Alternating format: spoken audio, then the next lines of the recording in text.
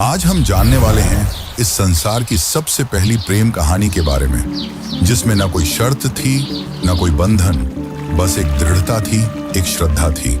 इस कहानी में रंग भी है और दुख का संग भी। यह है शिव और सती की अमर प्रेम कहानी, जिसमें प्रेम है, त्याग है और अंत में एक नई शुरुआत है। तो आइए जानते हैं इस महान प्रेम कथा को, सती कथा को। सती!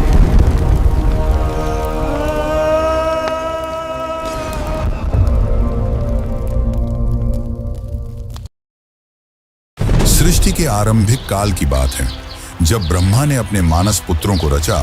उन्हीं में से एक थे दक्ष प्रजापति, अत्यंत बुद्धिमान परंतु उतने ही अहंकारी। दक्ष को अपनी योग्यता, अपनी शक्ति और अपने सृष्टिकर्ता के कुल से उत्पन्न होने का बड़ा अभिमान था।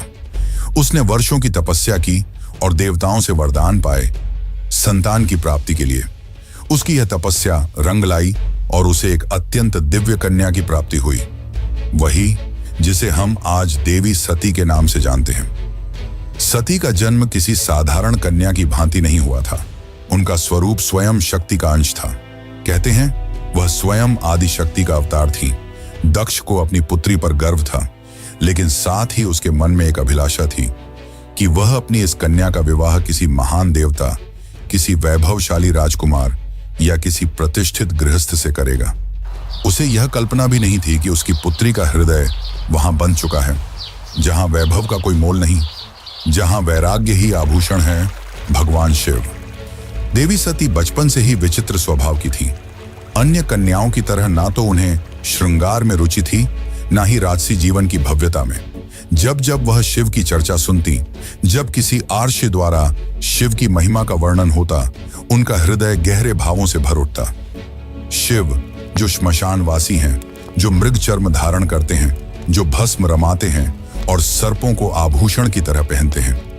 आम कन्याओं के लिए यह भय का कारण होता, पर सती के लिए यही शिव उनके अंतर्मन में बस चुके थे। धीरे धीरे यह आकर्षण भक्ति में बदला और भक्ति प्रेम में।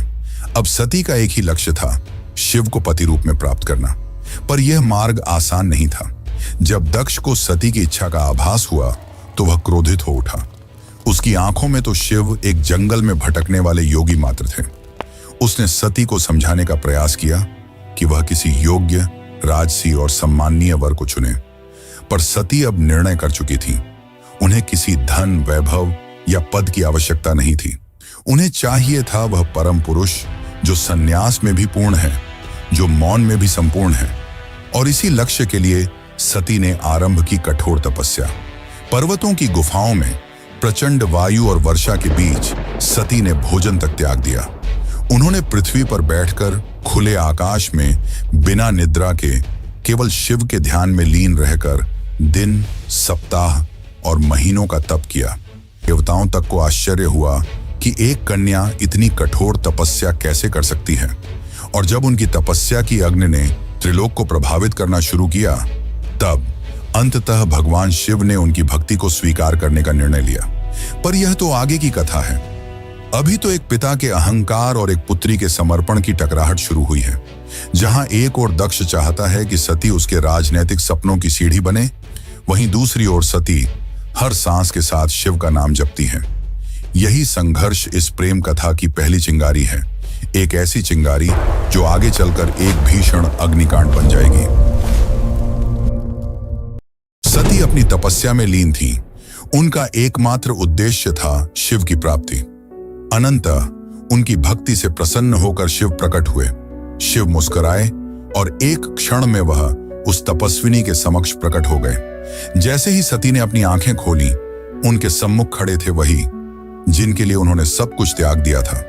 शिव ने उनके तप, प्रेम और अटल श्रद्धा को देखा और कहा, हे देवी, तुम्हारा प्रेम मुझे बाध्य करता है। आज मैं तुम्हें अर्धांगिनी के रूप में स्वीकार करता हूं। इस वचन के साथ पूरे ब्रह्मांड में आनंद की लहर दौड़ गई। देवताओं ने पुष्प वर्षा की और फिर आया वह शुभ दिन जिसका साक्षी स्वयं ब्रह्मा, विष्णु और सारे लोग हुए। शिव और सती का दिव्य विवाह। शिव बारात लेकर स्वयं कैलाश से निकले, पर यह कोई साधारण बारात नहीं थी। इसमें भूत, प्रेत, पिशाच, नाग, सिद्ध, योगी, अर्षि, देवता सब सम्मिलित थे। शिव की सवारी नंदी थी, शरीर पर भस्म, जटा से गंगा, गले में नाग। यह स्वरूप देख सभी स्त्रियां भयभीत हो उठी, पर सती के चेहरे पर गर्व था। उन्हें अपने शिव पर गर्व था। वैभव नहीं, सत्य का स्वरूप थे वह। विवाह का आयोजन राजसी नहीं था, पर दिव्यता से भरा हुआ था। स्वयं ब्रह्मा ने मंत्रोच्चारण किया, विष्णु ने कन्यादान किया और समस्त लोगों ने इस मिलन का स्वागत किया। यह केवल दो आत्माओं का नहीं, सृष्टि के दो मूल तत्वों शिव और शक्ति का मिलन था। लेकिन इस भव्य विवाह में एक स्थान रिक्त रहा। सती के पिता दक्ष प्रजापति, वह नहीं आए, ना ही कोई संदेश भेजा, ना ही कोई आशीर्वाद, क्योंकि उनके लिए यह विवाह एक अपमान था, एक चुनौती उनके अभिमान को। उनके अनुसार यह मिलन योग्य नहीं था। और यहीं से प्रारंभ हुआ उस अग्निकथा का बीज, जो आगे चलकर पूरे यज्ञ को जला देगा। समय धीरे धीरे बीतता है। कैलाश पर्वत पर प्रकृति की गोद में शिव और सती अपना वैवाहिक जीवन शांतिपूर्वक और आनंद से व्यतीत कर रहे हैं। कैलाश की गुफाएं, मंदाकिनी की कलकल धारा और बर्फीली हवाएं सब साक्षी थीं उस दिव्य प्रेम की, जो समय और शब्दों से परे था। लेकिन इसी बीच एक और स्थान पर कुछ और ही चल रहा था, राजा दक्ष के मन में। सती के शिव से विवाह को वह अभी तक स्वीकार नहीं कर पाया था। हर बार जब कोई शिव की महिमा का गुणगान करता, दक्ष की भौहें तन जाती। उसे लगता कि शिव ने उसकी पुत्री को अपनी योग्यता से नहीं, किसी छल से प्राप्त किया है। वह अपनी सत्ता, अपना रुतबा, अपनी श्रेष्ठता सिद्ध करना चाहता था, और उसी घमंड ने उसे एक विशाल यज्ञ के आयोजन की प्रेरणा दी। दक्ष ने यज्ञ का आयोजन बड़ी धूमधाम से किया। ऐसा यज्ञ जिसमें समस्त देवताओं, ऋषियों, सिद्धों और लोकपालों को निमंत्रण भेजा गया। ब्रह्मा से लेकर इंद्र तक हर कोई आमंत्रित था, परंतु एक नाम उसमें अनुपस्थित था, महादेव शिव का। यह कोई भूल नहीं थी, यह था दक्ष का जानबूझकर किया गया निर्णय। उसने शिव को निमंत्रण नहीं भेजा, क्योंकि उसका अहंकार उसे यह स्वीकार नहीं करने देता था कि उसकी पुत्री ने उस योगी से विवाह कर लिया, जो ना कोई राज्य रखता है, ना कोई वस्त्र, और जो श्मशान का वासी है। दक्ष को लगता था कि शिव को यज्ञ में आमंत्रित करना उसके सम्मान के विरुद्ध होगा। जब यज्ञ की तैयारियां चल रही थीं, उसी समय सती ने इस आयोजन की बात सुनी। किसी ने उनसे कहा, माता, आपके पिता दक्ष ने एक महान यज्ञ का आयोजन किया है, जिसमें सारे देव, ऋषि और ज्ञानी आमंत्रित हैं। वह तो आज पूरे ब्रह्मांड का ध्यान खींच रहा है। यह सुनकर सती का हृदय कांप उठा। उन्हें विश्वास नहीं हुआ कि उनके पिता इतना बड़ा आयोजन कर रहे हैं और उन्हें कोई सूचना नहीं मिली। कुछ समय तक वे चुप रहीं, शायद आशा में कि कोई दूत आएगा, कोई संदेश मिलेगा। लेकिन जब स्पष्ट हो गया कि शिव और उन्हें जानबूझकर न बुलाया गया है, तब उनके भीतर कुछ टूट सा गया। एक ओर पुत्री का धर्म उन्हें पिता के यज्ञ में खींच रहा था, तो दूसरी ओर पत्नी का धर्म उन्हें शिव की मर्यादा का ध्यान रखने को कह रहा था। अंततः सती ने शिव से निवेदन किया, स्वामी, मैं उस यज्ञ में जाना चाहती हूं। शायद यह कोई भूल हो और मेरा जाना उस विघटन को रोक सके। शिव ने सती की ओर गहरी दृष्टि से देखा। वह जानते थे कि यह आमंत्रण विहीन आयोजन एक साधारण यज्ञ नहीं है। उन्होंने शांत स्वर में सती से कहा, हे प्रिय, जहां सम्मान न हो वहां स्वाभिमान को ले जाना व्यर्थ है, और मैं नहीं चाहता कि तुम उस यज्ञ में जाओ जो केवल क्रोध और घमंड से जल रही है। परंतु सती व्याकुल थी। उनके भीतर एक द्वंद्व चल रहा था, पिता और पति के बीच। उन्होंने पुनः प्रार्थना की, प्रभु, मैं केवल एक पुत्री के रूप में वहां जाना चाहती हूं। मैं पिता से बात करूंगी, शायद वह बदल जाए, शायद उनके मन का विष उतर जाए। शिव ने इस बार उन्होंने अनुमति दे दी। सती ने कैलाश से विदा ली, अकेले, बिना किसी दूत या सम्मान के। वह एक बेटी थी जो अपने पिता से स्नेह की अपेक्षा लेकर जा रही थी, लेकिन उन्हें झांत नहीं था कि उस यज्ञ में उनका स्वागत नहीं, अपमान प्रतीक्षा कर रहा है। सती जब यज्ञ स्थल पर पहुंची तो उनके मन में उम्मीद थी कि पिता के नेत्रों में बेटी को देखकर कोमलता जगेगी, उनके मुख से स्वागत के शब्द निकलेंगे। लेकिन जब उन्होंने यज्ञ स्थल में प्रवेश किया तो सन्नाटा पसर गया। कोई स्वागत नहीं हुआ, कोई आसन नहीं दिया गया, जैसे वो वहां उपस्थित ही न हो। वहां बैठे देवताओं की आंखों में असहायता थी। सती ने पिता की ओर देखा, धीमे स्वर में कहा, पिताश्री, क्या आप नहीं चाहेंगे कि आपकी पुत्री भी इस पावन यज्ञ में सम्मिलित हो?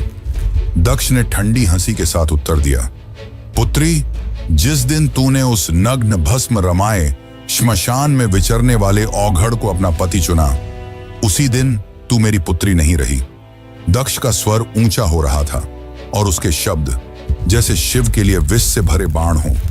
यह सुनकर सती की आत्मा कांप उठी थी। यह केवल अपमान नहीं था, यह शिव के उस स्वरूप का तिरस्कार था जो समस्त सृष्टि का आधार है। वे उठी, सभा की ओर देखा और बोली, तुम सब यहां धर्म की बात करने आए हो, यज्ञ की बात करते हो, पर जिस शिव के बिना कोई यज्ञ संपन्न ही नहीं हो सकता, उसी शिव का तुम अपमान करते हो। फिर उन्होंने आगे कहा, जिसे तुम औघड़ कहते हो वही काल का भी काल है। जिसे तुम श्मशानवासी कहकर हंसते हो वही मृत्यु से परे है, और जिसे तुम भस्मधारी कहते हो वही भस्म से मोह को जलाता है। उनकी आंखों में आंसू थे, लेकिन स्वर तेज था, ऐसा तेज कि स्वयं देवता भी सिर झुका लें। सभा स्तब्ध थी, कोई उत्तर नहीं दे सका, लेकिन सती का हृदय अब टूट चुका था। उन्होंने कहा, जिस शरीर ने आज मेरे प्रभु का अपमान सुना है, वह शरीर अब इस संसार के योग्य नहीं। और वे सीधे यज्ञ कुंड की ओर बढ़ी। वहां उपस्थित देवता उन्हें रोकना चाहते थे, पर सती अब कोई नारी नहीं थी, वह साक्षात अग्नि बन चुकी थी। उन्होंने अपने नेत्र बंद किए, शिव का स्मरण किया और अग्नि में कूद गईं। उनके चेहरे पर भय नहीं था, बल्कि एक शांति थी, एक समर्पण था जो पूरे यज्ञ मंडप को झकझोर गई। अब इस यज्ञ की अग्नि से वो तूफान उठने वाला था जो पूरे को तबाह कर सकता था। तो चलिए अब जानते हैं आगे की कथा। लेकिन उससे पहले अगर आपको वीडियो अच्छी लग रही है तो वीडियो को लाइक जरूर करें और कमेंट में लिखें, हर हर महादेव। कैलाश पर शांति थी, पर वह शांति तूफान से पहले की थी। जब भगवान शिव को यह ज्ञात हुआ कि उनकी अर्धांगिनी अग्नि में समर्पित हो गई, तो उनके हृदय में तूफान उमड़ पड़ा। आंखों में वेदना, मन में शून्यता और आत्मा में आग। ये वो शिव थे जिनका क्रोध ही प्रलय कहलाता है। शिव अपनी समाधि से उठे, उनकी जटाएं लहराईं, नेत्र रक्तिम हो उठे और सारा ब्रह्मांड कांप उठा। फिर अपने दोनों हाथों से अपनी जटाएं पकड़ी और उन्हें पृथ्वी पर पटक दिया। उसी क्षण पृथ्वी फटी और उस क्रोध की ज्वाला से प्रकट हुआ एक रूप, भयंकर, तेजस्वी और अजेय, वीरभद्र। वीरभद्र कोई सामान्य योद्धा नहीं था, वह शिव के विकराल रूप का अंश था। उसका शरीर अग्नि सा दीप्यमान था, आंखों में प्रतिशोध की ज्वाला, हाथ में तलवार। उसका प्रकट होना सृष्टि के संतुलन को डगमगाने लगा था। वीरभद्र प्रचंड गति से दक्ष के यज्ञ की ओर बढ़ चला। जिस दिशा में वह चलता, धरती कांपती, आकाश बदलता और देवताओं के हृदय कांप उठते। जैसे ही वीरभद्र यज्ञ स्थल पर पहुंचा, आकाश में अंधकार छा गया और वीरभद्र प्रकट हो चुका था। उसकी उपस्थिति मात्र से यज्ञ की अग्नि थर्रा उठी। वह बिना रुके आगे बढ़ा। पहले यज्ञ वेदी को तोड़ा, फिर वेद पाठ करने वाले ब्राह्मणों को हटाया। उसकी आंखों में एक ही लक्ष्य था, दक्ष। वीरभद्र के सामने कोई नहीं टिक सका। वह अकेला था, परंतु अजेय। उसके प्रत्येक प्रहार में शिव का शाप था और हर गर्जना में सती का विलाप। अंततः वह दक्ष के सामने पहुंचा। दक्ष अब भी अपने अभिमान में डूबा था। वह चिल्लाया, मैं यज्ञ करता हूं, मुझे कोई छू नहीं सकता। वीरभद्र ने उसकी आंखों में देखा और कहा, तू पिता कहलाने योग्य नहीं। आज तुझे उसी अग्नि में भस्म करूंगा जिसमें तूने धर्म का मजाक उड़ाया। और एक ही झटके में वीरभद्र ने अपनी तलवार से दक्ष का सिर धड़ से अलग कर दिया। पूरी सभा में सन्नाटा छा गया। देवता स्तब्ध रह गए। यज्ञ की अग्नि बुझ गई और पृथ्वी पर सिर्फ राख रह गई। वो राख जो अहंकार, अधर्म और अपमान की अंतिम परिणति थी। वीरभद्र शिव की आज्ञा पूरी कर चुका था, पर यह कहानी यही नहीं रुकती। अब आएगा वो क्षण जब शिव स्वयं यज्ञ स्थल पर पहुंचेंगे, सती के शव को उठाएंगे और सृष्टि में संतुलन डगमगाएगा। जब महादेव यज्ञ स्थल पर पहुंचे, उन्होंने सती के जले हुए शरीर को देखा। वह दृश्य ऐसा था जिसने स्वयं काल को रुला दिया। शिव ने धीरे से कंपाते हाथों से अपनी सती को बाहों में उठा लिया। उनकी आंखों से आंसू थे और फिर वह चल पड़े। शिव सती के शव को अपनी गोद में लिए पूरे ब्रह्मांड में भटकने लगे। उस विरह में जो पूरे ब्रह्मांड को भयभीत कर रहा था, ब्रह्मांड असंतुलित होने लगा। देवता भयभीत हो उठे। यदि शिव यूं ही विलाप करते रहे तो सृष्टि का संतुलन टूट जाएगा, प्रलय आ जाएगा। तब सभी देवता भगवान विष्णु के पास पहुंचे और उनसे सृष्टि को बचाने की प्रार्थना की। तब विष्णु ने अपना सुदर्शन चक्र चलाया। जैसे ही सुदर्शन चक्र चला, उसने सती के शरीर को टुकड़ों में विभाजित कर दिया। शिव कुछ क्षणों के लिए रुके पर प्रतिरोध नहीं किया। यह सृष्टि के लिए आवश्यक था। जहां जहां सती के अंग गिरे वहां दिव्य ऊर्जा फैल गई। पृथ्वी के वे स्थान शक्ति से भर उठे और वहीं बने शक्तिपीठ। ये कोई सामान्य स्थल नहीं थे। ये उस अमर प्रेम की गवाही थे जो शिव और सती के बीच था। ये थे वे स्थान जहां स्त्री, शक्ति, प्रेम, बलिदान और भक्ति सब कुछ एक साथ साकार हुए। कुछ स्थानों पर सती की आंखें गिरीं, कहीं उनका हृदय, कहीं उनके केश, तो कहीं उनके चरण, और हर स्थान एक केंद्र बन गया मां शक्ति का, जो हर रूप में पूजनीय हुई। कभी दुर्गा, कभी भैरवी, कभी भवानी। यही वे स्थान हैं जिन्हें आज हम कामाख्या, वैष्णो, ज्वाला, हिंगलाज और तारापीठ जैसे नामों से जानते हैं। इस प्रकार सती के वियोग से जन्मे ये शक्तिपीठ न केवल देवी के अंग हैं, ये उस प्रेम की शाश्वत उपस्थिति है जो आत्मा से आत्मा तक जुड़ता है। शिव अंततः हिमालय लौटे, पर अब वह ध्यान मग्न हो गए। वर्षों तक एक चट्टान की भांति बैठ गए, समाधि में डूबे। ना शब्द, ना गति, ना भावना, बस मौन और सती की स्मृति। काल की धारा आगे बढ़ती है, युग बदल जाते हैं, पर कुछ कहानियां समय की सीमाओं से परे होती हैं, और सती की कथा उन्हीं में से एक है। वह प्रेम जो अग्नि में तपकर शुद्ध हुआ था, वह विरह जो तांडव बन गया था। उस अधूरी यात्रा को अब पूर्ण होना था, पर यह कहानी यहां समाप्त नहीं होती। प्रेम का सफर यहीं पर रुकने वाला नहीं था। जहां अग्नि ने प्रेम का रंग दिखाया था, वहीं से एक नई दास्तान का पैगाम आने वाला था। सती के बलिदान से जो प्रेम जला था, वही आग पार्वती के रूप में फिर फलने वाला था। यह अंत नहीं, यह शुरुआत है। शुरुआत है एक अमर, अनसुनी और अनोखी प्रेम कहानी की। यह शुरुआत है शिव और पार्वती की। यह शुरुआत है एक नए युग की।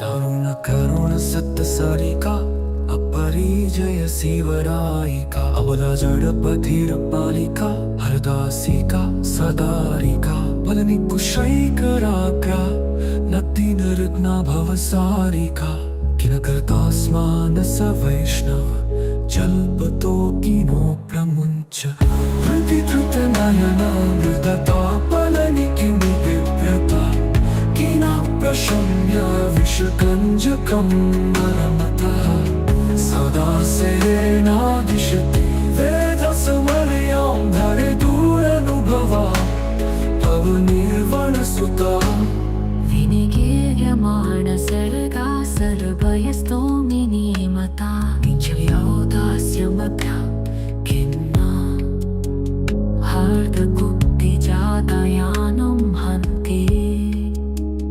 त्रच्छ्रुतिबद्धप्रजल्पं क्रुद्धा धरे दुरनुभवा भवनिर्वणसुता हृदि धृतनयनमृदता प्रबलनि किं बिभ्रतः किन प्रशम्य विषकञ्जकं नर्मतः सदा सेनादिशति वेदसमर्यां धरे दुरनुभवा पवनिर्वणसुता